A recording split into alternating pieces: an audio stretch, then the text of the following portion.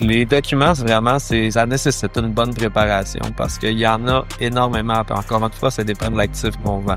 Quand on parle d'un immeuble multirésidentiel, c'est les revenus, les dépenses, le certificat de localisation. Évidemment, tout dépendant le type d'actif. Si c'est du 7 logements et plus, si on a une phase environnementale, il faut qu'elle soit récente. Certificat de localisation aussi. Il y a un délai maximal sur lequel, justement, que le notaire va le tolérer ou que l'institution prêteuse va le tolérer. De fournir aussi quelle est l'hypothèque en cours parce que dépendant, justement, où est-ce qu'on est rendu dans le terme hypothécaire, c'est de fournir exactement le maximum de détails, même au niveau du prêt. Parce que justement, en fournissant cette information-là, on permet justement à l'acheteur de savoir est-ce qu'il y a moyen de l'assumer, est-ce qu'il y a de pénalité, puis en même temps, ça permet de bien guider le vendeur. Parce que veut pas, quand on a cette information-là, on va le prendre en considération dans la mise en marché. Donc, de vraiment détailler le maximum d'informations, prépare ta documentation, mets-la up-to-date.